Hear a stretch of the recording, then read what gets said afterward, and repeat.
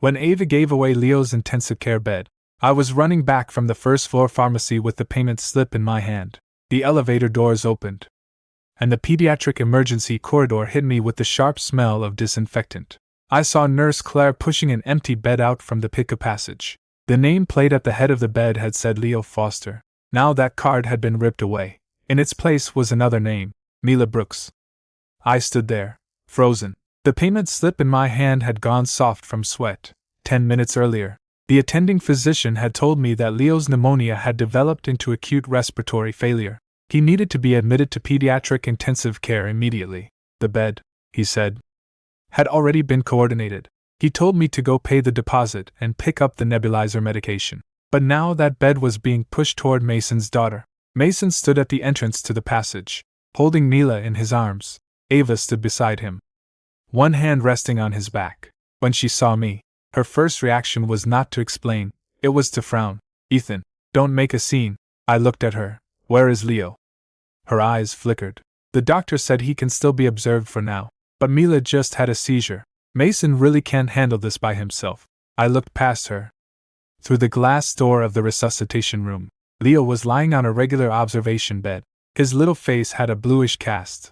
A nasal oxygen tube was taped across his cheeks. His chest rose and fell too fast. The oxygen saturation on the monitor kept jumping around 90. For a mom. And all the sound in the corridor disappeared. All I could hear was my son's broken, uneven breathing. I did not rush over and hit anyone. I did not start shouting in the hallway. I set the medicine bag down on the nurse's station. Then I opened the recorder on my phone. Ava. Say that again. You agreed to give Leo's pick-a-bed to Mila, didn't you? Ava's face darkened. What do you mean? I agreed. I'm Leo's mother. I have the right to judge too. Mason spoke in a low voice. Ethan. Don't make this about whose child matters more. Mila was in real danger. I glanced at him. Then let the doctors rank the children by medical condition. Don't ask my wife to use my son's bed as a favor. Ava's voice dropped sharply. Don't make it sound so ugly. Leo is our child. Old never hurt him. The second those words fell, an urgent alarm rang out from the resuscitation room. Claire spun around. Leo's oxygen is dropping.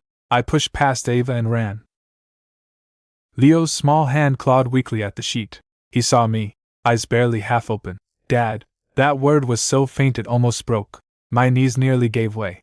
The doctor rushed over. They moved Leo back to an emergency bed and put him on high-flow oxygen again. I stood outside the door, my fingers shaking uncontrollably. Ava tried to follow. I stretched out my arm and blocked her. From now on, I sign every treatment consent form. I'm present for every medical conversation. You stay away from Leo for now. She froze. Ethan, what gives you the right to keep me away? I looked behind her at Mason. And you? Take your child and wait according to hospital procedure. Do not come near my son's bed again. After Leo was reassessed, he was moved into a temporary intensive observation slot.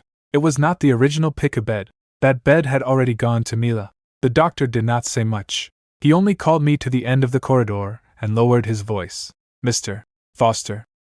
That episode just now was dangerous. Leo should not have had his PICU admission delayed. I asked. Who delayed it? The doctor paused.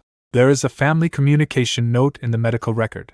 It says the mother agreed to continue observation in emergency first, and transfer to PICU if his condition changed. I stared at those words. It felt as if ice had been packed into my throat. Mother, Ava, I asked. Was the father informed? The doctor shook his head. Your signature is not in the record, but as one of the legal guardians. His mother does have the right to participate in decisions. The issue is whether she fully understood the risk. I said, I want copies of the full medical record and the communication notes.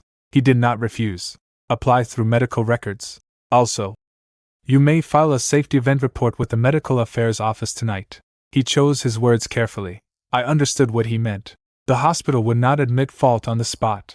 But the record already existed. That was the first thread. Why did this evidence exist? Because every transfer, delay, and bed coordination decision had to be entered into the medical file. Who preserved it? The hospital's electronic medical record system and bed management system. How could I obtain it? As Leo's father and guardian, I could request copies of his records and consent documentation. What could it prove?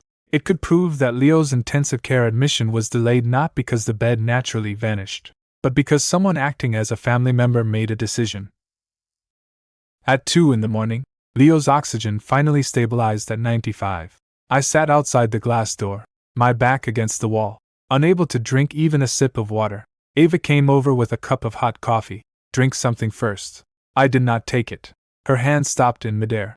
Ethan. I know you're angry, but Mila was really convulsing. Mason got down and begged me. You know Mila doesn't have a mother. I looked up at her.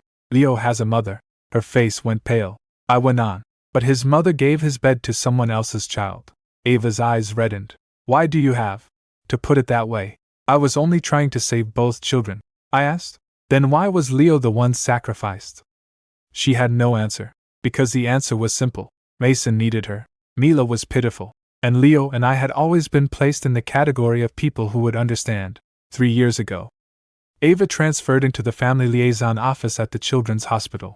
She said she wanted to do meaningful work. I supported her. When she worked night shifts, I brought meals. When patient families needed aid applications, I proofread the forms. When she applied for a city-level nonprofit project, I helped her build the budget and risk statement from scratch. I did not work at the hospital. My job was community emergency supply coordination. Because of that work, I understood processes, signatures, records, and the need for every resource allocation to be traceable. Ava used to say, Ethan, you're too good at separating things. People shouldn't calculate everything so clearly. Back then, I thought she was soft-hearted. Now I understood. She had simply grown used to me calculating away my own share. Mason first appeared in our home 6 months earlier. That day, Ava came back with a lunch container. She said it was a thank you gift from a single father. Mila had a weak constitution and had been in and out of pediatrics for years. Mason was a freelance photographer with unstable income. His wife had died when Mila was 1. Whenever Ava spoke of her voice took on a special tenderness. She said Mason had it hard. She said Mila was sweet. She said one man raising a child alone was truly not easy. I did not stop her from doing her work. I only reminded her once. Family liaison work is not private caregiving. You can help them find proper aid channels, but don't cross the line. Ava's expression changed at once. Aren't you the one who talks about emergency mutual aid every day? Why are you so cold when it comes to my work? I did not argue. I sent her the flowchart from her own nonprofit project again. The first rule on the chart read, all assistants must go through institutional review. Staff may not promise medical resources through private relationships. She replied with a single period. After that, she rarely mentioned Mason to me again, but I saw things. Several times, his messages lit up on her phone at the dinner table. Ava, Mila asked when you're coming to see her again. Ava, without you, I really don't know how I'd keep going. Ava, you feel more like family than anyone I know. I was not snooping. The messages appeared by themselves on the screen. I reminded her. She said I was being sensitive. Then Leo got sick. At first it was only a cough after the flu. 3 days later it became pneumonia. On the 5th morning, before dawn, Leo began struggling to breathe. I drove him to the children's hospital.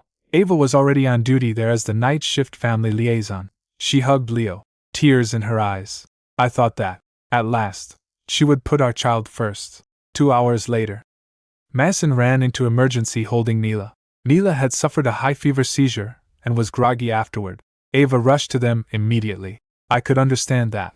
Both children were in danger. Doctors should judge who needed what. What I could not understand was that Ava then used her identity as Leo's mother to sign the communication note delaying his PICA transfer. She knew I had gone downstairs to pay. She knew the doctor had just said Leo needed intensive care. She also knew Mila's convulsion had already stopped and doctors were still evaluating her. She did not fail to understand the risk. She simply moved the risk onto the people she was sure she would not lose. I sat in the corridor and texted my sister Claire. She was a legal assistant, not a high-powered attorney, but she was calmer than I was. She replied quickly, "Don't fight at the hospital. 4 things first. Request copies of the records.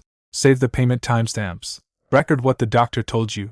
File a written safety event report with medical affairs." I did exactly that. Not to win immediately. To make sure that night did not become nothing more than an argument. I lost control emotionally.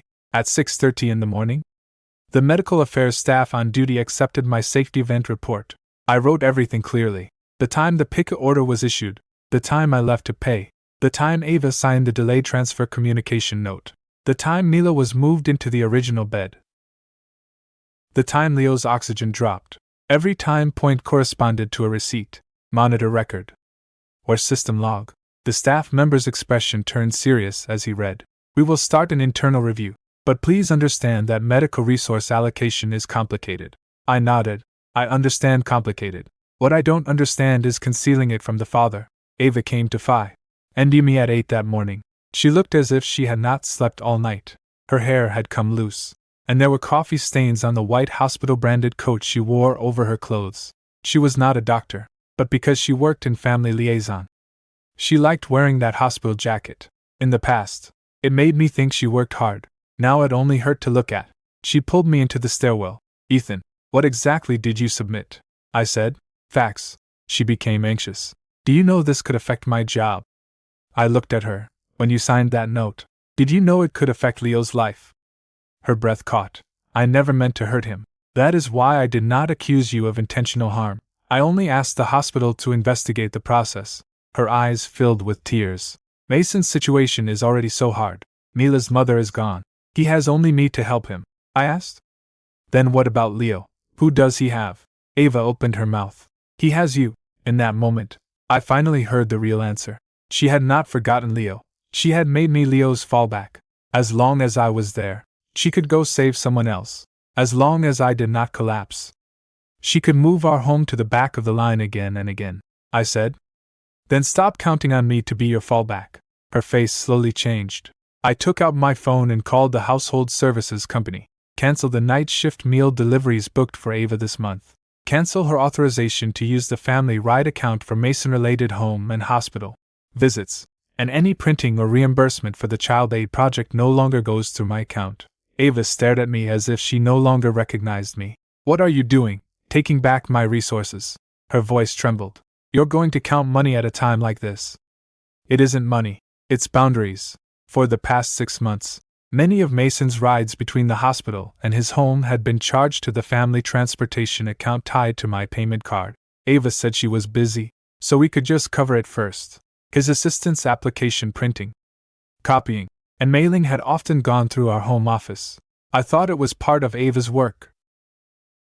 Now I knew it had been foreshadowing before the bed was given away. Why did this evidence exist? Because every ride, print job, and delivery in the family account left a bill. Who preserved it? The platforms and my payment email. How did I obtain it? As the payer, I could export the records. What could it prove? It could not prove an affair, but it could prove that Ava had long been placing the cost of privately caring for Mason's family onto our household resources. Ava whispered, "You're even going to calculate those things now. From now on, everything will be calculated, including this marriage." She jerked her head up. "What do you mean?" I looked toward Leo behind the glass door. "When Leo is stable, I'm filing for divorce." She took half a step back as if I had shoved her. "Ethan, don't use the child to threaten me. It isn't a threat.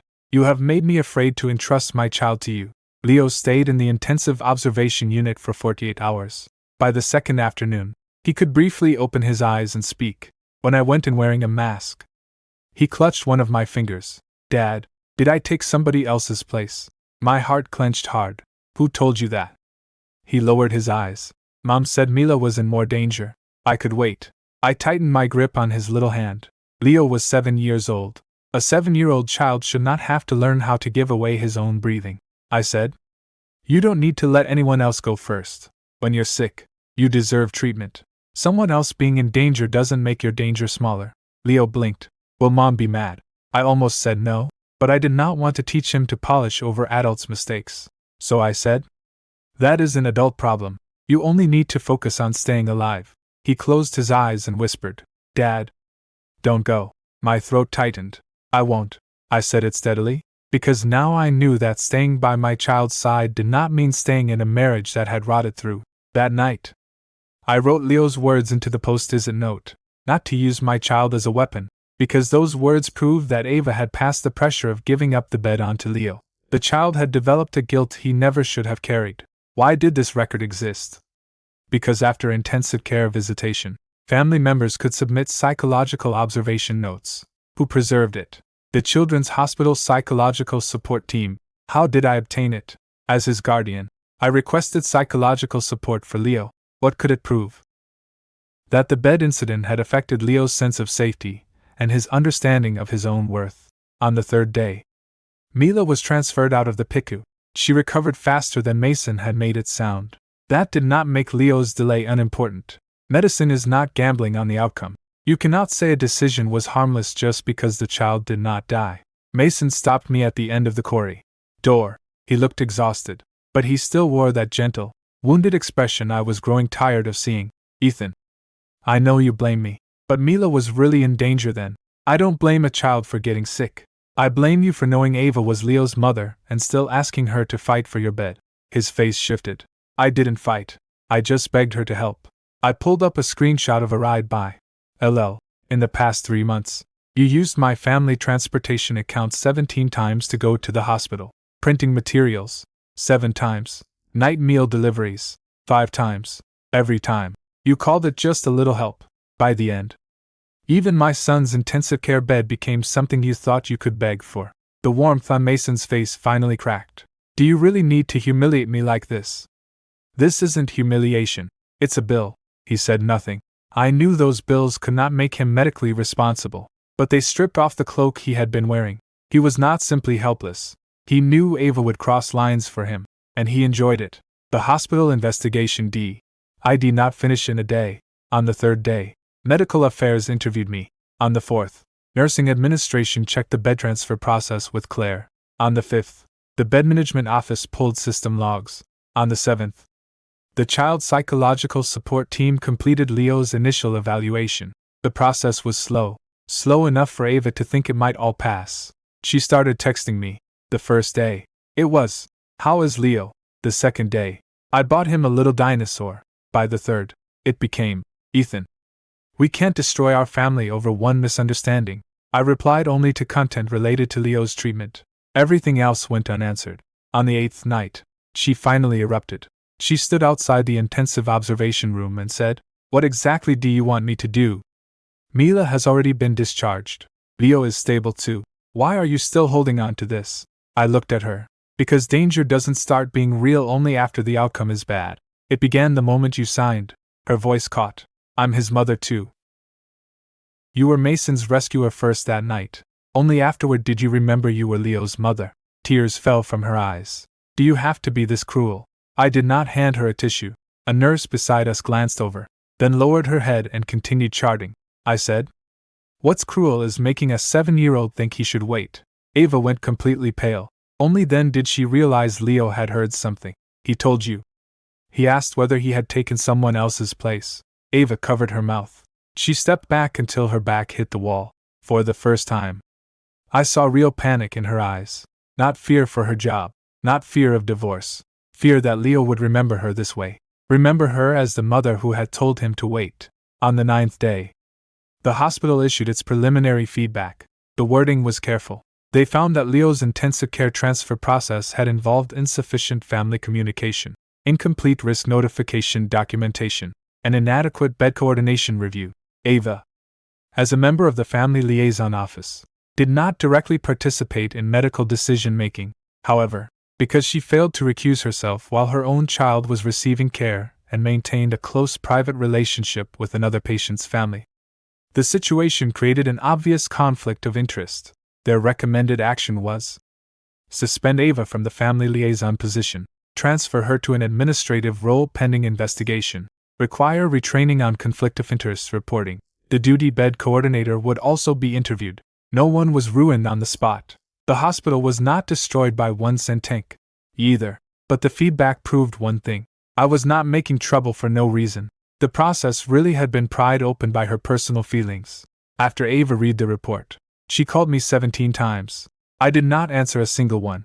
I was in Leo's room, building blocks with him. He placed the final blue block at the top of a little castle. "Dad, this is the safe house?" I asked. "Who lives there?" he said. "Kids who don't get sent away." I turned my face aside, my eyes stinging. After Leo moved to a regular ward, Ava wanted to visit him. I did not refuse outright. I gave her 2 conditions. First, Speak with the child's psychological support teacher before the visit. Second, do not mention Mila or the bed exchange in front of Leo.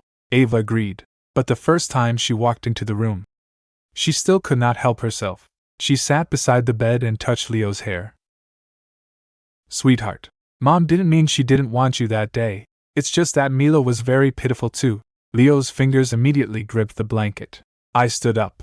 Ava. She stopped abruptly. The psychologist looked up as well. The room went quiet. Leo said softly, I know. That I know hurt more than crying. After the visit, the psychologist recommended reducing Ava's unsupervised visits for the time being. The child is showing a strong appeasement response toward his mother. He is actively suppressing his own needs to avoid making her sad. Ava stood in the hallway as if all strength had been pulled out of her. She asked the psychologist, Then what should I do? Stop explaining first. Do not make the child carry your apology. Rebuild safety through stable behavior. Ava nodded. She looked as if she was hearing that kind of advice for the first time. She had grown too used to explanations. Explaining to me, explaining to Mason, explaining to herself.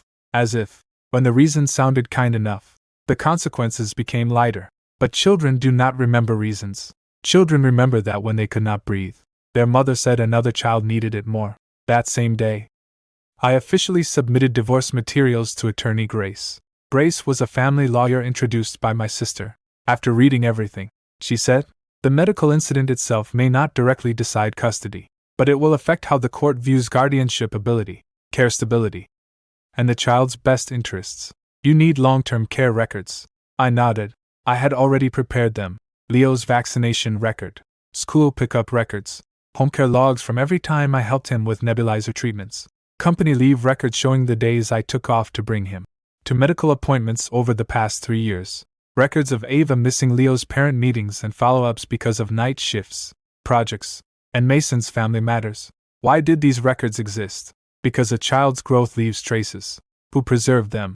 The school, the hospital, my company's attendance system, and our shared family calendar.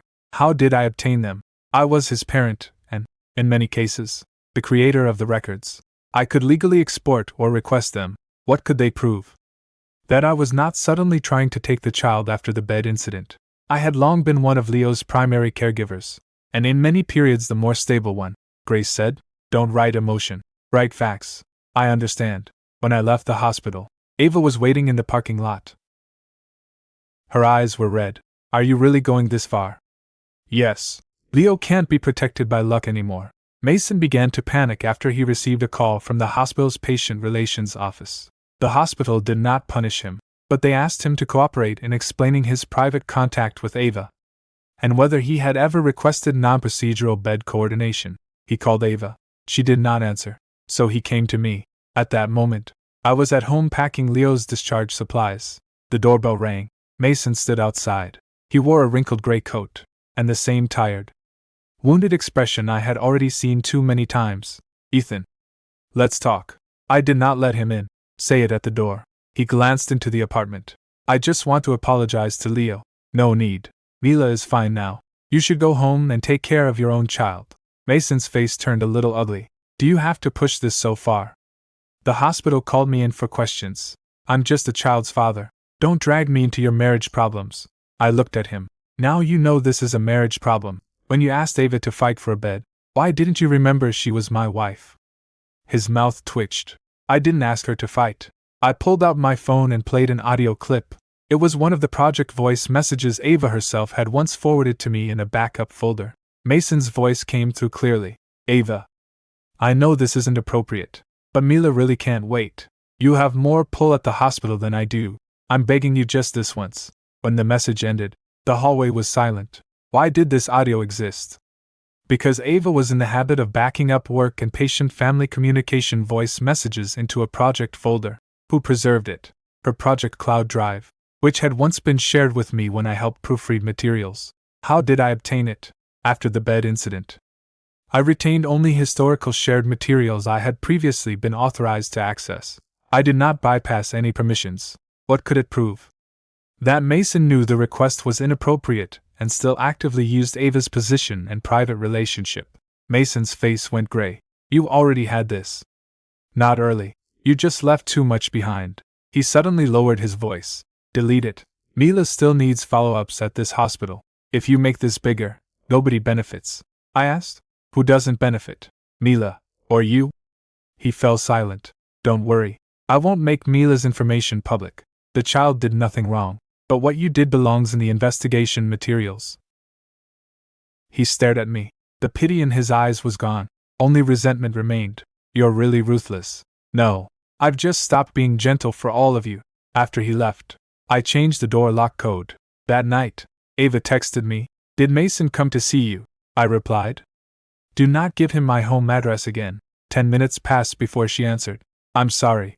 It was the first time she said only that. No explanation. But it was too late. The day Leo was discharged. The weather was clear. He wore a pale blue jacket and held his little dinosaur toy. Nurse Claire crouched in front of him. Practice your breathing exercises at home. Okay. Leo nodded. I will. Ava stood at the other end of the corridor. She did not come closer. The psychologist had reminded her not to hug suddenly and not to force a response from the child. When Leo saw her, his body visibly stiffened. Then he said softly, Mom. Ava's tears came at once. She crouched down, but did not reach for him. Leo, I'm sorry. Leo looked at me. I did not answer for him. He could speak, or he could remain silent. After a long time, he said, I want to go back to Dad's home. Ava's shoulders trembled. Okay, you go back to Dad's home first. It was the first time she did not demand that the child understand her immediately. I knew she was learning, but she had learned too late. During Leo's first week at home, I did not work. My company approved family care leave. The cost was obvious. A downtown emergency supply annual review I had been leading was handed to a co-worker. The promotion evaluation that had almost been within reach was delayed. That was reality. Making the right choice did not magically make everything easy. I lost opportunities too. I stayed up at night. I took Leo's temperature at dawn and wondered whether I had trusted Ava too much all these years. But I did not regret it. My child slept beside me, breathing steadily. That mattered more than any promotion. Ava began sending one Leo-related message each day. Did he take his medicine? Did he resist the nebulizer? When is the psychological support follow-up? She no longer sent me her grievances. She no longer told me how hard Mason had it. She no longer asked me to explain her to Leo. On the 10th day, she sent me a screenshot. It was the supplemental conflict of interest statement she had submitted to the hospital. She admitted that her relationship with Mason had gone beyond ordinary patient-family communication. She admitted she had failed to recuse herself from the bed communication involving Leo. She admitted she had made a wrong judgment under emotional pressure. Why did this statement exist? Because the hospital investigation required her to supplement information about personal relationships. Who preserved it? Hospital Human Resources and Medical Affairs investigation files. How did I obtain it? Ava sent it to me voluntarily as material for divorce communication. What could it prove? That she clearly acknowledged key facts. But it could not make Leo forget that night. It could not make me return to what we had been. Grace read it and said, This helps your request for primary care, but do not send it to anyone unrelated. I won't. I did not want Leo to grow up and see the story of his hospital bed scattered across the internet. I only wanted him safe. That was the bottom line of every act of retaliation. Mason's second call lapse came from his photography account.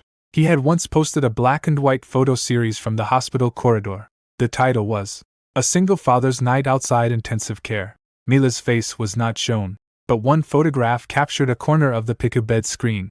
On it, the faint remnants of Leo's name label could still be seen before it was replaced. The photo was posted on the second day after the bed incident. Its caption read, Thank you to the family who was willing to give up hope at the critical moment. If that had been all, I might not have gone looking for it. But the hospital investigation staff found it during social platform monitoring and asked whether I had authorized it. I had not. Why did this photograph exist? Because Mason was a photographer and had a habit of packaging hardship as work. Who preserved it? His public account and platform caches. How did I obtain it? After the hospital investigator alerted me, I captured the public page and had my attorney preserve it with a timestamp. What could it prove? That Mason knew the bed had originally been connected to Leo's family, and that he publicly framed the bed incident as a voluntary act of kindness. I stared at the photo, my fingers cold. He had known Leo was sacrificed. He had simply cropped my son out of the frame. When Ava saw the photo, she called Mason for the first time on her own initiative. I was not there. I did not eavesdrop. Later, she sent the call summary to Grace. She wrote that she had asked Mason to delete the photos and stop using any content involving Leo or the bed incident. Mason refused, saying it was his lived experience. At the end of the summary, Ava wrote one sentence. I finally understood that I thought I was helping a pitiful father. But I had also been placed inside his story. That understanding came late, but at least it was near the truth. Mason's account was soon required to remove the content. The hospital also placed him on a patient privacy reminder list. This was not a ban. It did not destroy his career.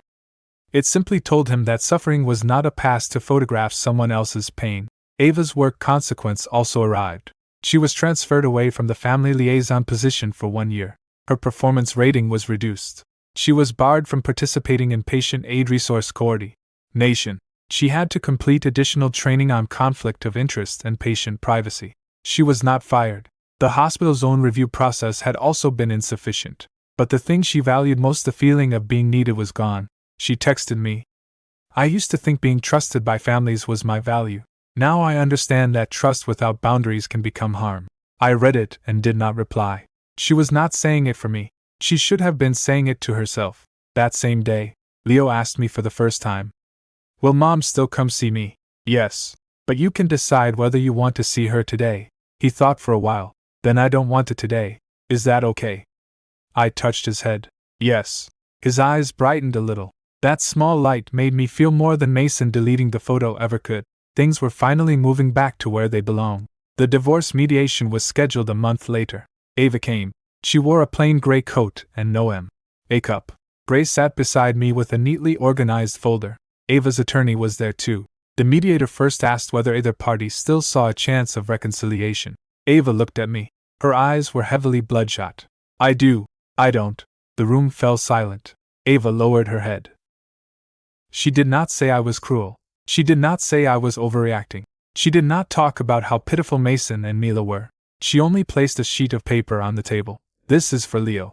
Not for him to read now. When his psychologist thinks it is appropriate, we can decide whether to give it to him." I did not take it. Grace took it and read it. The letter did not explain how dangerous Mila had been. It did not say how difficult Mom's position was. It said 3 things. First, Mom was wrong that day. Second, Leo does not need to give up his own treatment for anyone else's illness. Third, Mom will respect Leo's no in the future.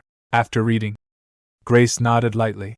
I knew the letter had value, not to save the marriage, but so that one day Leo would not have to tie his worth to his mother's guilt. The property issues were not complicated. The apartment had been mine before marriage. The jointly paid mortgage portion would be calculated and divided by proportion. Savings would be divided according to account flow. The money Ava had personally advanced for Mason's family matters would not count as joint marital debt. Leo's future medical, psychological support, and education expenses would be split in proportion to our incomes. I would have primary care for now. Ava would have a gradually restored visitation schedule. Every term was cold, but every term was clear. Ava's hand trembled when she signed. She asked me, "Ethan, if I hadn't signed that note that day, would we still have had a chance?" I thought for a moment. Maybe it would have ended later. She lifted her head. But the problem had been there for a long time. That bed only shone a light on it. Tears fell from her eyes. "Did I always put you last?" "Not last. You put me in the place where you thought I would never leave." She closed her eyes. That hurt more than scolding because she knew it was true. After the mediation, she stopped me at the door. "Can I go see Leo?" "Not today. He said he doesn't want to see you today." Ava's lips trembled. In the past, she would have said, "He's a child. What does he know?" This time, she only nodded. "Okay." She turned and left. Her steps were slow. I did not feel victorious. I only felt as if a window had finally opened in a room where I had been suffocating for a very long time. Half a year later, Leo returned to school. He still got nervous before gym class. He still gripped my sleeve tightly during hospital follow-ups. But he was learning to say no. When his desk mate asked to borrow his dinosaur pen, and he did not want to lend it, he would say, "Not today." His teacher praised his progress. Hearing that made me happier than any bonus ever could. Ava visited every 2 weeks. At first, the visits were held at places suggested by the psychologist.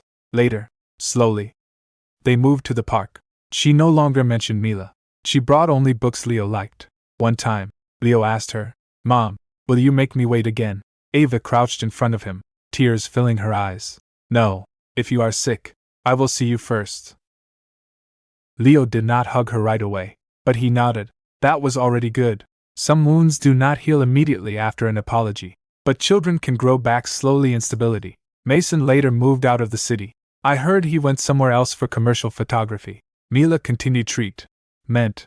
Ava applied for proper assistance for her through the hospital's social work system, not through private overreach, not through personal favor, through procedure, review, and aid. I did not stop it. I did not participate either. I hoped Mila would be well, but never again at the cost of Leo's safety. Ava sent me a long email once. She said she had finally understood that love was not rushing to rescue every pitiful person she saw. Love also meant protecting the people she was responsible for. She said she had enjoyed the feeling of being needed by Mason, because in that kind of need, she felt important, and I had been too stable. Stable enough that she had forgotten stability also needed to be cherished. I did not reply. It was enough that she knew. As for me, I moved into a smaller place, closer to Leo's school. It did not have the big living room our old apartment had, but the balcony got sunlight. Leo planted a pot of mint there. He said mint smelled like wind that hospitals did not have. I did not fully understand, but I told him it was good. One Friday, Ava brought Leo back. She stood downstairs and did not come up. Leo ran toward me with his backpack. Halfway across the path, he turned and waved at her. "Bye, Mom." Ava waved back. She looked at me and said softly, "Thank you for not making him hate me. That is Leo's own matter. I only didn't put adult hatred into him." She lowered her head. "You're still clearer than I am." I shook my head. "I was just frightened awake that day." She said nothing more. The sunset lay across the walkway. Leo pulled my hand and headed upstairs. "Dad, can we have tomato noodles tonight?" "Yes. Extra eggs. 2. Can you finish 2? I breathe really well now." I laughed. Softly. Truly. That night, I cooked noodles for Leo. Steam rose from the pot. He sat at the dining table doing homework. A cartoon played quietly on the television. My phone lit up. It was a message from Grace. "The divorce judgment has officially taken effect.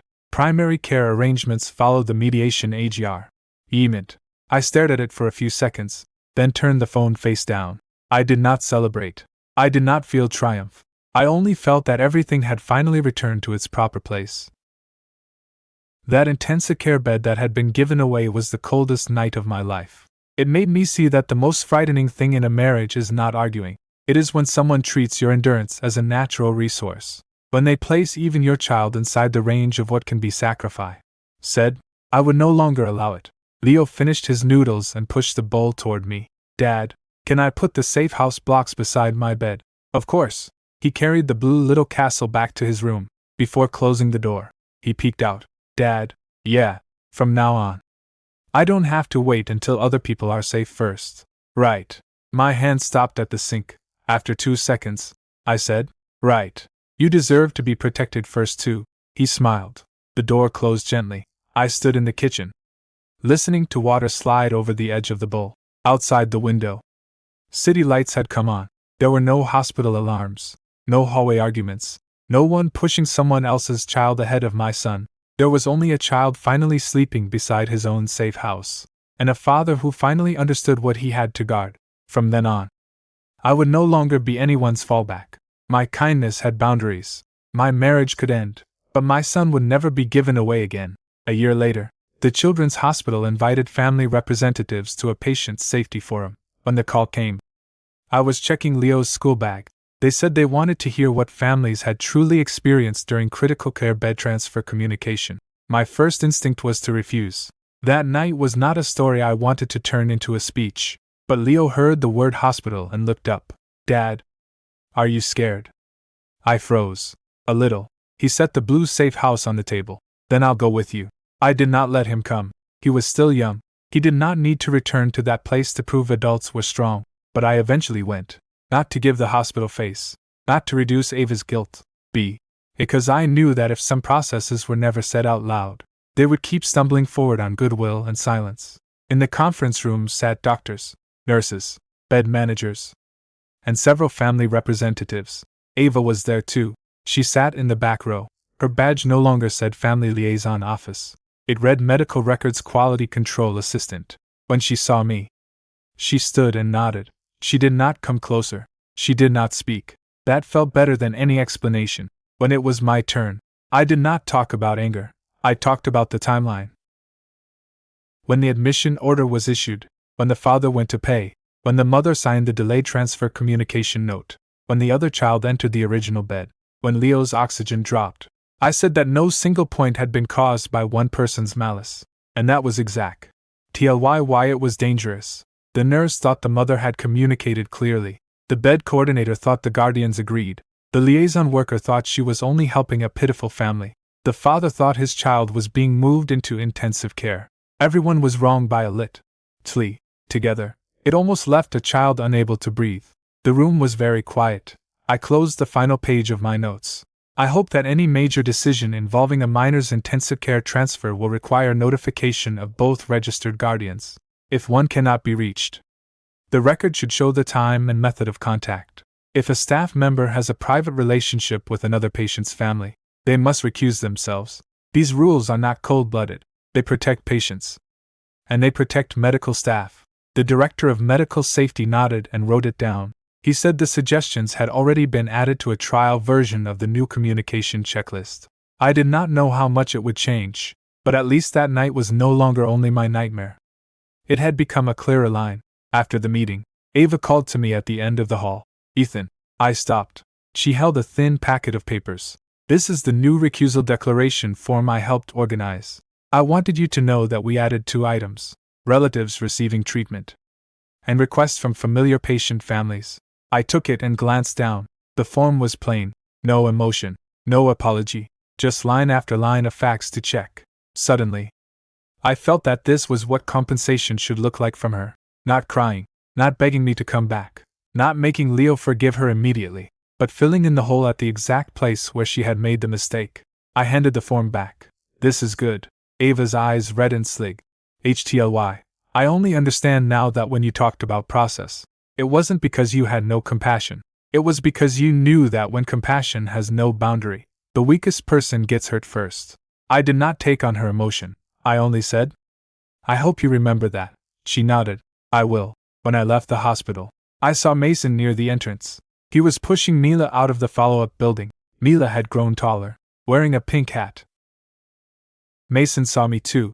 For one instant, discomfort crossed his face. Then he lowered his head and pushed the wheelchair the other way. I did not chase him. I did not call out. During the past year, he had deleted the photos, submitted a written statement to the hospital, and completed patient privacy warning education. He had not disappeared. He had not been destroyed. In reality, many people do not receive dramatic ruin as their consequence. They simply lose the ability to casually package someone else's pain into their own story. That was enough. That night, Leo asked me, is the hospital still scary? I thought for a moment. A little. He pushed the safe house toward me. Then you can live here too. I laughed. I'm too big. Safe houses can get bigger. I looked at his serious little face and felt something in my chest soften until it hurt. Later, we widened the block castle together. He placed a transparent block in the center room. He said it was a window. Why does it need a window? I asked. Because safe doesn't mean being locked inside. It means that when you want to go out, you know someone is waiting. I touched his head. Leo was no longer the child asking whether he had taken someone else's place. He was beginning to understand that his place had always had the right to exist. That mattered more than any judgment. Late that night, I saved a photo of the new recusal form in a folder named Leo. Inside that folder were medical records, psychological evaluations, the mediation agreement, and drawings of his safe house. I used to think evidence existed only to fight back against others. Now I knew evidence could also tell yourself. We really walked through that night, and we really came out of it alive. I shut down the computer. From Leo's room came the sound of steady breathing. I stood at his door and listened for a while. The sound was even and soft, like wind passing through mint leaves. At last, I could be certain. What I had driven away was not just a wife and the man she had crossed lines for. I had driven away the old order that treated both my child and me as stepping stones. From now on, no one could bypass me and decide whether my child deserved to be saved. No one could push him to the back in the name of kindness again. I closed the door gently. Moonlight fell on the mint leaves on the balcony. The leaves stretched open, like a child who no longer had to wait.